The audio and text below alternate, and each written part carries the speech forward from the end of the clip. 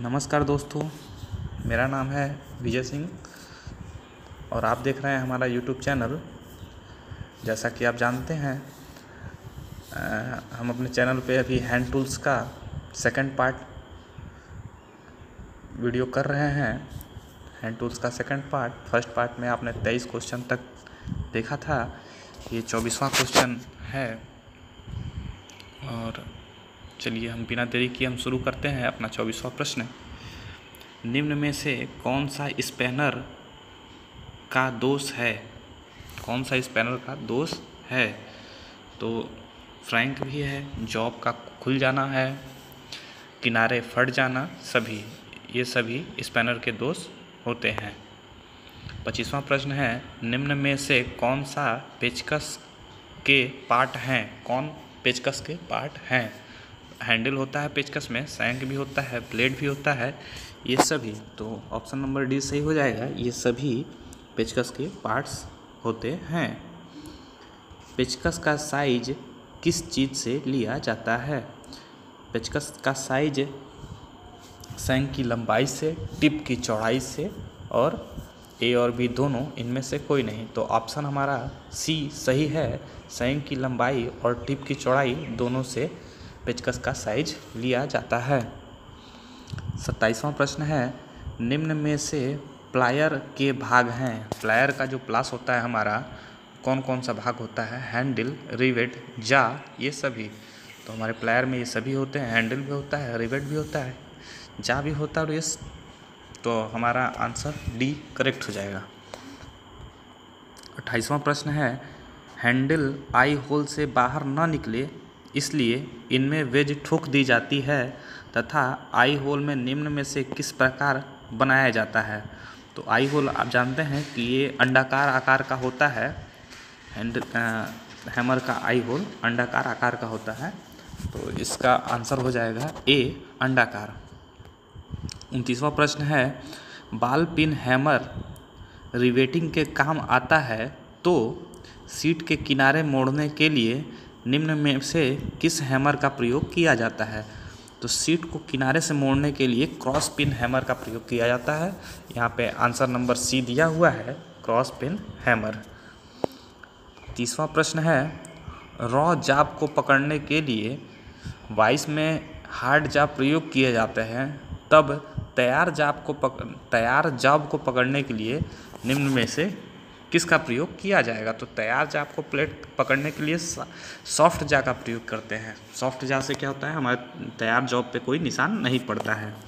तो आंसर इसका हो जाएगा सी, 30 का। क्वेश्चन नंबर 31, बेलनाकार जा को पकड़ने के लिए निम्न में से कौन सा वाइस का प्रयोग किया जाता है? बेलनाकार जॉब को पकड़ने के लिए कॉम्बिनेशन बेंच वाइस का प्रयोग किया जाता है। ऑप्शन नंबर डी सही होगा।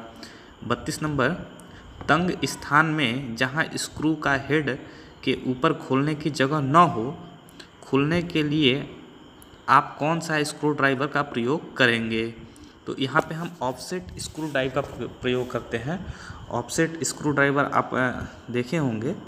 ये ऑफसेट स्क्रू ड्राइवर कुछ ऐसा होता है। ऑफसेट स्क्रू ड्राइवर का प्रयोग किया जाता है।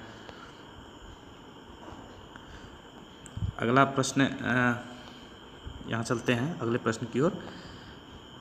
33वां है, बेंच वाइस का स्पिंडल किस धातु का होता है?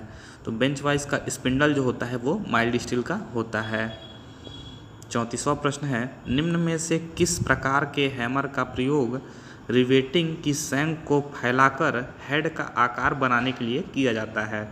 मतलब समझ लीजिए कि रिवेट के हेड बनाने के लिए किस हैमर का प्रयोग करते हैं? तो बॉल पेन हैमर का प्रयोग करते हैं। 35वां प्रश्न है, बॉल पेन हैमर हमारा पहला ए सही है। 35वां प्रश्न है, हैंड वाइस का प्रयोग किया जाता है। तो हैंड वाइस छोटे छोटे कार्यों के लिए प्रयोग किया जाता है, तो ऑप्शन नंबर डी यहाँ सही हो जाता है। प्लायर के कौन कौन प्रकार हैं? प्लायर यानी प्लास का कौन कौन से प्रकार हैं? तो यहाँ पे ऑप्शन में सभी सही दिख रहे हैं। Side cutting, long nose cutting, सभी सही हैं। 36 का डी सही हो जाएगा, ये सभी। पेचकस का कौन प्रकार है। पेचकस का प्रकार भी यहाँ पे ऑप्शन नंबर डी सही हो जाएगा। ये सभी हैं, फ्लिप भी होता है, हैवी भी होता है, स्टैगर्ड भी होता है। 38वां प्रश्न है 1 माइक्रोन का मान कितना होता है? 1 माइक्रोन का मान होता है 0.001 mm, यानी ये आंसर सही हो जाएगा। 39 प्रश्न है कौन सा स्पैनर षष्ठभुज आकार की छड़ से बनाया जाता है जिसके सिरे पर 90 डिग्री से मोड़ दिया जाता है? तो ये एलन की है, जैसा कि हमने बताया था आपको। एलन की आपने देखा होगा, वो 90 डिग्री से केवल मोड़ दिया जाता है, वो कुछ इस प्रकार का होता है एलन की। तो अगले प्रश्न की ओर चलते हैं। 40वां प्रश्न है हमारा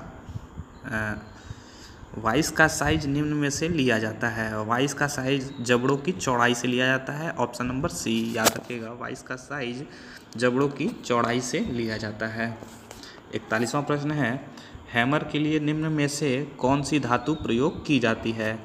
तो हैमर के लिए टूल स्टील का प्रयोग किया जाता है। Option number C. 42वां प्रश्न है सीट के किनारों को मोड़ने के लिए किस हैमर का प्रयोग किया जाता है? तो सीट के किनारों को मोड़ने के लिए स्ट्रेट पेन हैमर का प्रयोग किया जाता है। ऑप्शन नंबर सी यहाँ सही हो जाएगा। 43वां प्रश्न है हैमर के फेस को फैलने से बचने के लिए निम्न में से कौन सा उपाय करते हैं? तो इसका आंसर हो जाएगा बी, फेस व पिन को हार्ड व टेम्पर कर देते हैं ताकि वो फैले ना। 44वां 44 क्वेश्चन है हमारा यदि कार्य स्थान पर एक स्पैनर ले जाना हो तो आप किस स्पैनर को ले जाना पसंद करेंगे ताकि एक स्पैनर ले जाएं और सारा काम हो जाए आपका? तो ऑप्शन नंबर यहाँ ए एकदम राइट हो जाता है, कॉम्बिनेशन स्पैनर, जिससे आपका छोटा बड़ा सब नट बोल्ट खुल जाएगा और सारा काम हो भी जाएगा। 45वां प्रश्न है बिजली के काम में आप कौन सा प्लायर पसंद करेंगे?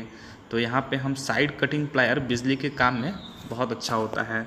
Side cutting plier option number A सही हो जाता है। 46वां प्रश्न है स्क्रू ड्राइवर किस धातु से बनाएगा? स्क्रू ड्राइवर किस धातु का बनेगा? तो screw driver high carbon steel का बना होता है, तो इसका आंसर नंबर डी सही हो जाता है।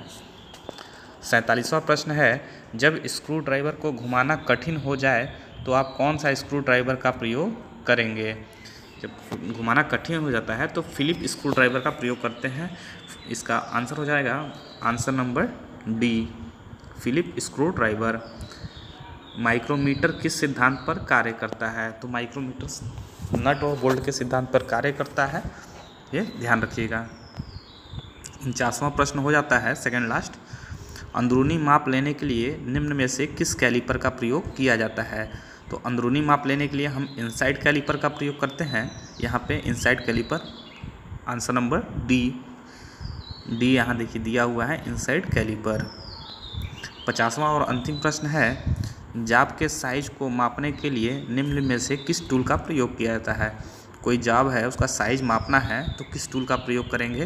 तो हम मेजरिंग टूल का प्रयोग करेंगे, ना कि कटिंग टूल, मार्किंग टूल, इन सब का प्रयोग करेंगे। तो ऑप्शन नंबर बी यहाँ सही हो जाता है, मेजरिंग टूल। तो यहाँ वीडियो समाप्त होता है, दूसरा पार्ट भी ख़त्म हो गया।